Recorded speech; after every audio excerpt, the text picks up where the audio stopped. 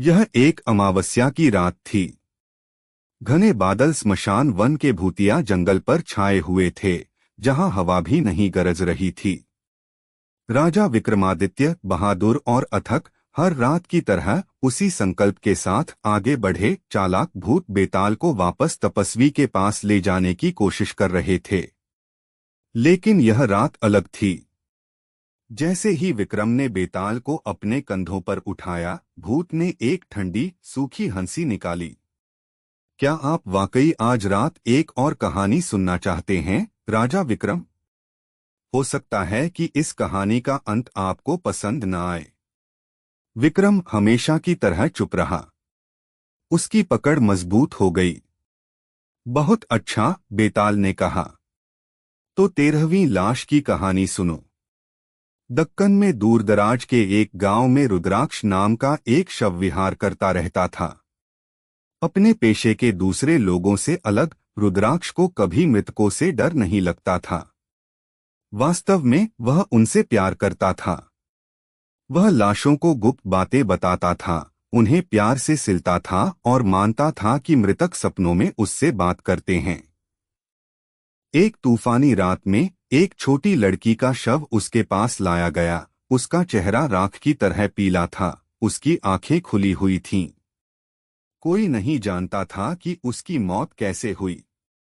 गांव वालों को बस इतना पता था, वह 13 रातों तक लगातार चिल्लाती रही और फिर हमेशा के लिए चुप हो गई। रुद्राक्ष ने उत्सुकता से हमेशा की तरह शव को तैयार किया। लेकिन जैसे जैसे वह काम करता गया, उसने कुछ नोटिस किया। उसके होंठ मुड़े हुए थे, डर से नहीं बल्कि हल्की मुस्कान के साथ, मानो वह इंतजार कर रही थी। उसने उसकी आंखें बंद कर दीं। उस रात जब उसने उसकी लाश के पास एक छोटा सा दिया जलाया, तो वह उसके पास सो गया। आधी रात को दिया बुझ गया और उसने अपनी आंखें खोलीं। अगले दिन रुद्राक्ष गांव के मंदिर के बाहर पाया गया। उसका शरीर पीछे की ओर झुका हुआ था, मुंह खामोश चीख में जम गया था। लेकिन यहाँ सबसे ज्यादा डराने वाली बात यह है, जब उन्होंने उसके शवगृह का दरवाजा तोड़ा तो उन्हें 13 की जगह 14 लाशें मिली। युवती का शव गायब था।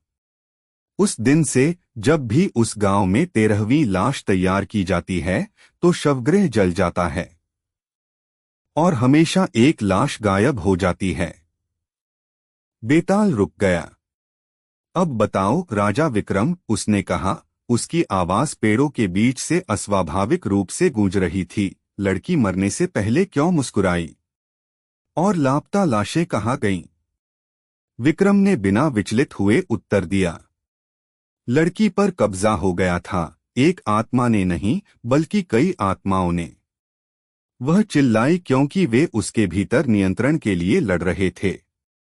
लेकिन 13वीं रात को वे एक हो गए, एक नए प्राणी में, एक लाश खाने वाला, एक आत्मा जिसे एक शरीर की जरूरत थी।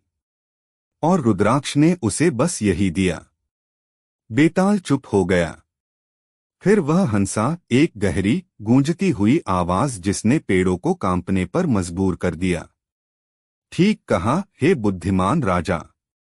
लेकिन हमेशा की तरह आपने कहा है, और इसलिए मुझे पेड़ पर वापस जाना चाहिए। वह विक्रम के कंधों से उछल हो गया और अंधेरे में उड़ गया, वापस अपने भयानक ठिकाने पर। और विक्रम, वह मुड़ा और स्मशान वन के अंधेरे में वापस चला गया, दुःस्वप्न को फिर से शुरू करने के लिए तैयार।